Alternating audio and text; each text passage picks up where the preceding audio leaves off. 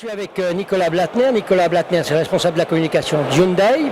Alors à Paris, on vous a présenté différentes petites choses sur Hyundai. On vous a présenté la i20 dans toutes les formes. On vous a présenté aussi, on vous a parlé de la Genesis, on vous a parlé du restylage, du concept car. On vous a parlé de beaucoup de choses, mais enfin bon, pour tous ces véhicules, malheureusement l'avenir est encore pas là, puisque la i20 sera définitivement présentée au Salon de Genève en 2015 et que la Genesis, malheureusement pour le moment en tout cas, n'est pas importée en Suisse.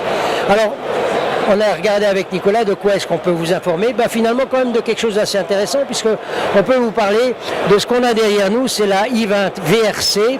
Alors Nicolas, qu'est-ce que vous pouvez nous dire de cette i20 VRC? Qu'est-ce que c'est que toute cette histoire Hyundai VRC dans la course? Bon, on peut dire on est très content de présenter la i20 WRC le premier fois à l'Auto Zurich, et c'est vrai, c'est tout nouveau pour Hyundai. Cette team au Hyundai Motorsport était inaugurée ou créée fin 2012 au décembre, et au 2013 un team de plus de 100 personnes de 80 pays était formé. Et l'année précédente, c'est pour faire des essais aux courses. Donc on fait toutes les étapes pour faire des kilomètres, pour faire l'expérience avec le team, avec la technique et la voiture, et c'est déjà bien passé. Alors là, on est maintenant pratiquement à la fin de la première saison, donc la saison 2014. Et puis finalement, je crois que malgré tout, Hyundai, comme petit rookie, a réussi à faire des petites choses intéressantes. Ils ont même réussi à gagner, je crois. Tout à fait, même si ce n'était pas le but. Au rallye en Allemagne, en août, on avait gagné le premier et deuxième place. Un doublé.